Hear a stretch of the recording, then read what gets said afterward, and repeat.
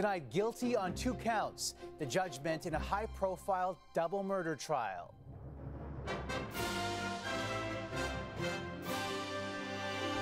Disgraced lawyer Alex Murdaugh convicted of killing his wife and son. Verdict, guilty. A grisly crime and the downfall of a powerful American family. Nordstrom is shuttering all Canadian stores and slashing 2,500 jobs. It's a nice store. Sad to see it close. The wind down of the upscale U.S. retail chain. There's a lot of pressure for them to save costs. Plus, celebrating a surgical success. I'm still alive, and I have the new gift. Incredible results from a rare nerve transfer operation in Quebec.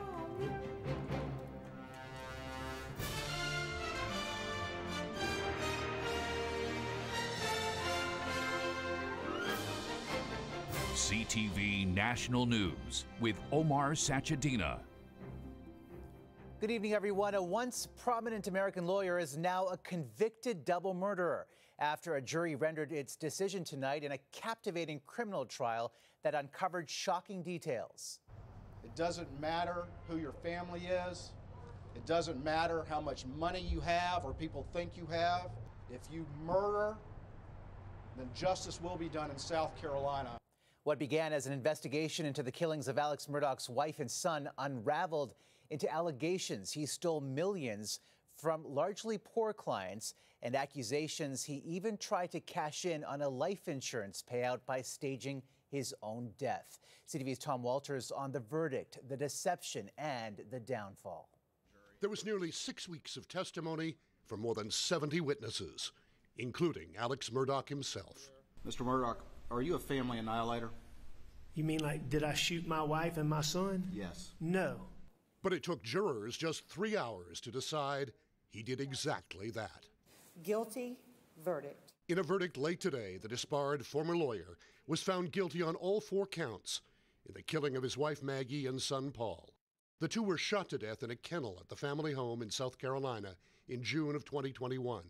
The defense argued the case against Alex Murdaugh was purely circumstantial. Because there's no direct evidence. There's no eyewitness. There's no camera. There's no fingerprints. There's no forensics tying him to the crime. None. The closest thing to a smoking gun was an alibi that went up in flames. For 20 months, Murdaugh insisted he had been visiting his mother and nowhere near the kennel when Maggie and Paul were killed. But this video on Paul's cell phone was recorded just minutes before the murders. Come here, Baba. Come here, Cash. Come here, Baba. Cash. And Alex Murdaugh's voice was clearly audible in the background. You were at the murder scene with the victims just minutes before they died. It was just one of many lies. I have lied well over a decade. Lied to clients, partners, friends, and family. Charged with nearly 100 financial crimes, Murdaugh admitted to stealing from those he represented and his own law firm, to drug addiction, and to trying to stage his own murder. And if owning up to being an habitual liar was meant to persuade jurors that he was telling the truth now, it counts as one more failure in the fall of a once prominent lawyer. Sentencing has been put over until the morning, but with the guilty verdicts tonight, Murdaugh faces a minimum of 30 years in prison. Omar? All right, Tom, thanks. Tense moments today at a popular shopping district in Hong Kong when a skyscraper under construction caught fire. Firefighters battled flames as burning debris rained down on the streets below. There were evacuations, but no reports of injuries. 4 buildings nearby also caught fire, but were quickly extinguished. And shoppers here will soon have less choice. Nearly a decade after opening its first Canadian store in Calgary, Nordstrom revealed it is calling it quits following other major U.S.-based retailers who failed in Canada. Here's CTV's Annie Bergeron-Oliver on the timelines and the impact. All of Canada's 13 Nordstrom and Nordstrom Rack stores will be closed by late June, and no online shopping, the company says, after today. The move means 2,500 workers will be out of a job. It's unfortunate. It's a nice store. It's a nice store. Sad to see it close. So many stores are closing down in Canada. I don't get it. The Seattle-based department store ended the fourth quarter with net earnings of US $119 million, lower than the $200 million it made in the same period the year before. In a statement, the company says it entered Canada in 2014 with a plan to build and sustain a long-term business there. Despite our best efforts, we do not see a realistic path to profitability for the Canadian business. It cost a lot of money just to break even on these stores. And I just think if you look at the Canadian demographic, we just probably didn't have enough business there that could sustain these type of stores. The upscale department store, which promised affordable luxury, follows a similar path as Target, which closed 133 stores in 2015, and Bed Bath & Beyond, currently liquidating its Canadian inventory. Employment lawyers warn Nordstrom's staff may not get much severance. The way that these stores are being closed is a form of bankruptcy, leaving them probably with cents on the dollar of what they would have been entitled to had the company simply closed down and terminated these employees. For malls like Ottawa's Rideau Centre, where Nordstrom was a golden tenant, the closure could lead to fewer shoppers. This is going to be a really difficult pair of shoes to fill. It is probably going to require that they become very creative with that space. Gift cards will be accepted until the stores close. As for returns and exchanges, they're only allowed until March 17th. After that, Omar, all sales are final. Andy, thanks. And Canada's biggest bookstore chain has a warning for past and present employees tonight that their sensitive personal information could land on the dark web because Indigo is refusing to negotiate with hackers who crippled its e-commerce site. CTV's Heather Wright on what could be exposed. More than 3 weeks after hackers took down its entire e-commerce site, Indigo won't pay to get it back.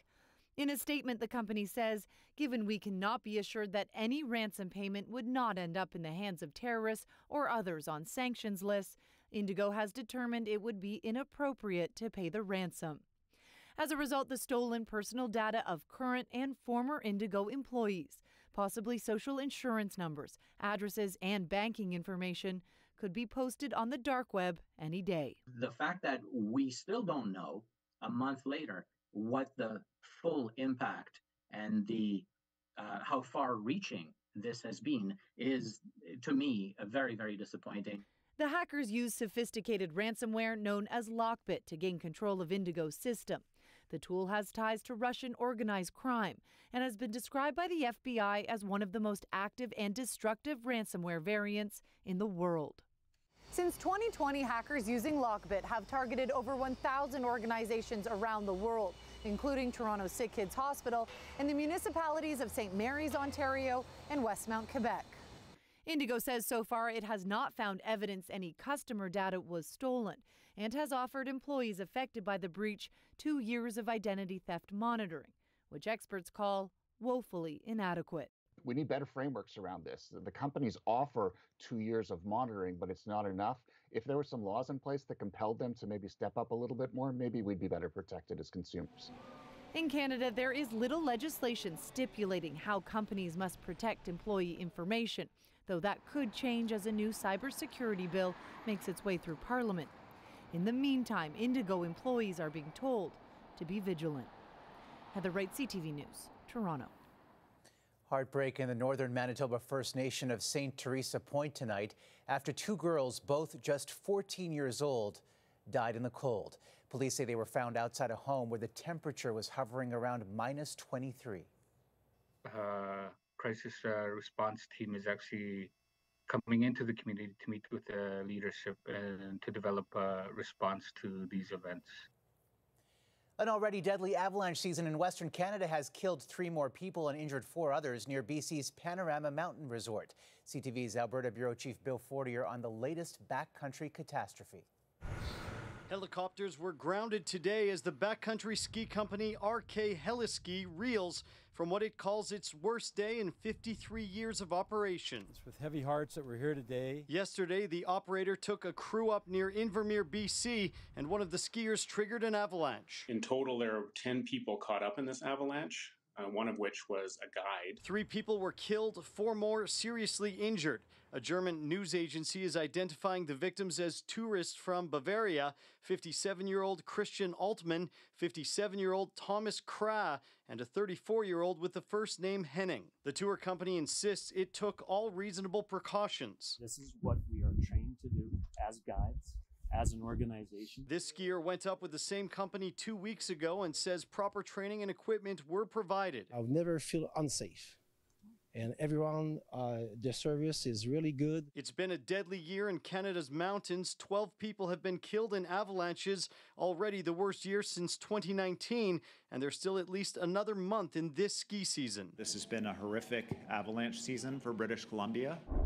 Officials have been using controlled avalanches to reduce the risk, but Avalanche Canada says a weak base layer is still an issue, hidden even to experts under fresh snow. And these conditions are really tricky to recognize in the field. It's so bad, some operators are urging people to rethink backcountry trips, even though their livelihood depends on the business. And really, I think right now what needs to happen is people need to take really conservative choices and be diligent making those choices throughout probably the remainder of the season. Among those injured was the guide. The company is not naming him, but says though he was seriously hurt, he's now in stable condition and is being taken care of.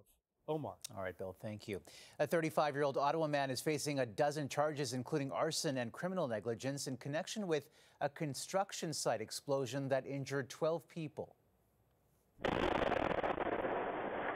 blast rocked the Ottawa suburb of Orleans, destroying several homes and forcing the evacuation of others. Firefighters initially suspected a gas leak, but investigators now believe criminal activity is to blame.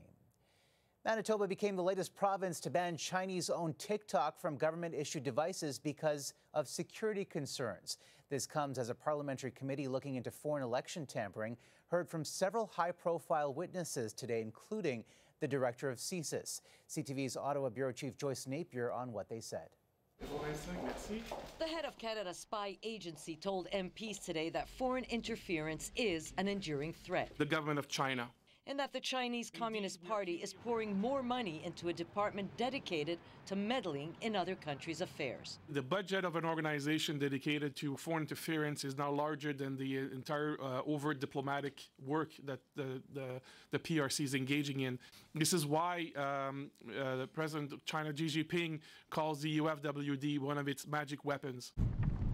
But the outcome of Canada's elections was not impacted, he said. The MPs on the committee were told Canada was clearly one of Beijing's targets and that the Prime Minister and other ministers were briefed regularly. We cannot totally shield ourselves from foreign interference. And Canada's election watchdog said her office received more than 175 complaints of foreign interference in the 2019 and 2021 elections. There were 158 complaints concerning the 2019 election, dealing with 10 situations, and 16 complaints regarding 13 situations for 2021, and 2 complaints recently since November. This review is ongoing as I speak. But so far, no RCMP investigation into the allegations. We did not receive any actionable intelligence that would warrant us to initiate a criminal investigation. And when asked whether Canada should establish a public foreign agent registry, a list of individuals who act on behalf of foreign governments or companies, the answer by the head of CSIS was clear. It would be a good idea, he said. And once again today, the opposition called for a public inquiry into allegations of foreign interference, pressuring the Prime Minister to call one, something he has not endorsed so far. Omar? All right, Joyce, thanks. New Brunswick's highest court said it had no choice but to reduce the sentence of the man who murdered 3 Mounties in Moncton in 2014, allowing him to apply for parole sooner. This severely devalues the lives of the police officers that were taken, and it's a slap in the face to every member that wears this uniform. Justin Bourque was automatically sentenced to life in prison for killing constables Dave Ross, Fabrice Gevondin, and Douglas Larch in 2014. The 3 consecutive sentences meant he would have had to wait 75 years for parole, but today's decision means he can apply for it in 25 years. The move stems from a Supreme Court ruling last year that struck down a law allowing parole ineligibility periods to be extended beyond 25 years. A woman in northern Manitoba is coming forward tonight to speak about a tragedy she believes could have been prevented if it happened in a major city and not in a northern Indigenous community. CTV's Manitoba Bureau Chief Jill Makishon has the exclusive details. In the north, life or death emergencies often aren't handled in minutes, but hours. Time this pregnant woman didn't have. My boyfriend seen his leg come up. Adrienne Menno's baby was breech. She needed emergency help, but when she arrived at the Norway House Hospital, she says she was put in a room waiting hours in labor for a plane to arrive. I didn't feel like I mattered. When she was finally medevaced to the city, she knew her son, a boy she named Jasper, wouldn't survive. Well, I got to Thompson and baby was born within 4 minutes and I got to the hospital. But he was born, stillborn. People living on Northern First Nations have long called for better services and better facilities. An hour away in Pimachikamak Cree Nation, this nursing station is supposed to have 13 primary care nurses each day. Information obtained by CTV News shows there's been an average 7 nurses since last summer. The population that we have in the community is 8,000 people, and it's 2,000 off reserve. 2 new health centers are now being built in this region, totaling $180 million. The facilities will offer dialysis and palliative care in Norway House, and in Pimachikamak, an emergency room and ambulatory care. But leaders on both First Nations have questions. The facility is almost done. The concern that we have is we have to fill it up with the physicians and nurses and the doctors. Indigenous Services Canada said employees from the existing facilities will be moved to the new ones, and final staffing numbers for both new health centers have yet to be determined. This woman, still traumatized by her care, is skeptical. I just don't want this happening to anybody else. The new Norway House Health Center is expected to open in summer, and there's no mention it will include a birthing unit. Omar. All right, Jill, thank you. Coming up, terrifying turbulence. It got really bumpy, and then at one point, the plane completely just dropped. The flight that sent food and passengers flying. Plus, I don't not love Winnipeg. A famous Hollywood star and a new catchphrase for a Canadian city.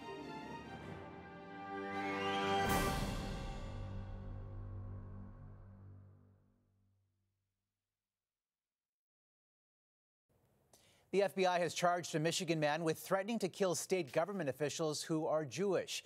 Michigan Attorney General Dana Nessel says police told her that she was the target of a heavily armed defendant. Court documents say he threatened on Twitter to kill anyone who is Jewish in the Michigan government. The case comes amid a rise in anti-Semitism in the U.S.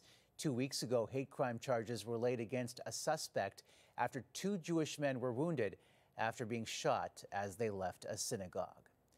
Britain's spy agency MI5 is admitting failure in stopping the 2017 suicide bombing at the Manchester Arena. I have found a significant missed opportunity to take action that might have prevented the attack. A final inquiry found intelligence services had information about the attacker before the bombing, but didn't act swiftly enough to prevent the deadliest attack in the country. 22 people died and hundreds were injured by a homemade bomb near the end of an Ariana Grande concert. A 59-year-old station manager in Greece faces manslaughter charges after 2 trains collided Tuesday night. At least 57 people were killed in the disaster. A lawyer for the station manager says his client accepts part of the responsibility, while protesters blamed government for a second day over long-standing problems with the rail service. A Lufthansa flight from Texas to Germany had to make an emergency landing after the plane flew into rough skies. Lufthansa Airbus A330 experienced extreme turbulence. Video from on board shows meal trays and debris from one end of the aisle to the other. The plane completely just dropped, and everything, all the food and everything just flew everywhere. And it was pretty scary, honestly, for a little bit. 7 people were taken to hospital with minor injuries after the plane touched down in Virginia. Still ahead, tunnel vision. A secret of the pyramids revealed.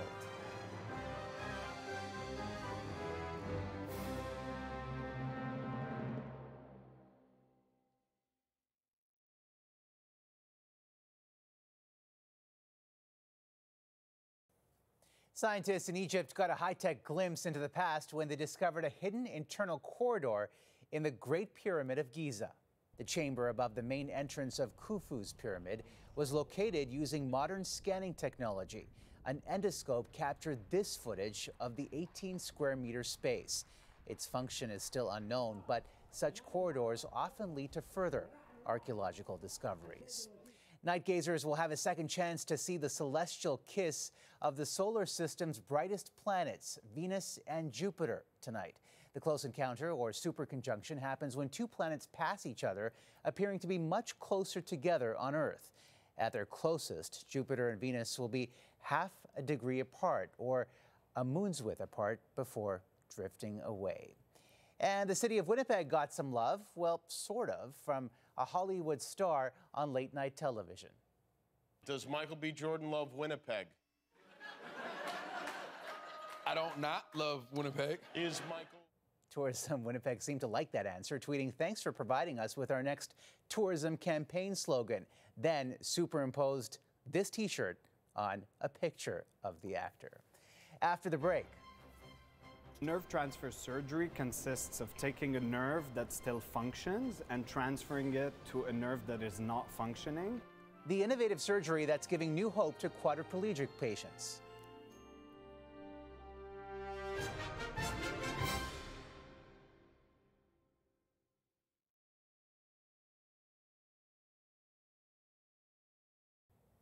We have a glimpse tonight into the promising outcome of a rare surgery that's given hope to a patient who has dealt with so many challenges.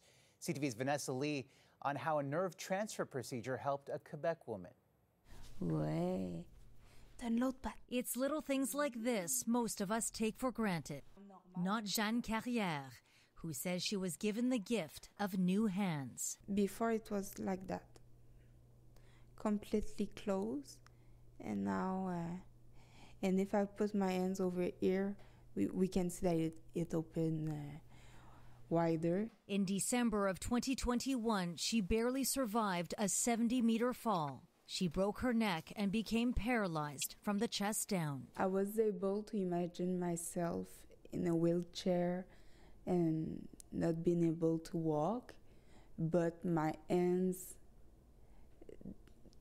that is too important for me because it's my independence. The 27-year-old is now able to cook, eat on her own, and brush her teeth again, thanks to a 9-hour procedure performed by few hospitals around the world, including Maisonneuve-Rosemont in Montreal. Nerve transfer surgery consists of taking a nerve that still functions and transferring it to a nerve that is not functioning. Doctors say this is just the beginning of Carrière's recovery, who feels her hands getting stronger every day. Wow. Yeah. She feels lucky to be able to continue her dream job as a screenwriter and says the best chapter is yet to come. Vanessa Lee, CTV News, La Chute, Quebec. So great to see that progress. And that's a snapshot of this Thursday. Heather Wright will be here tomorrow. For all of us at CTV National News, thank you for watching and good night.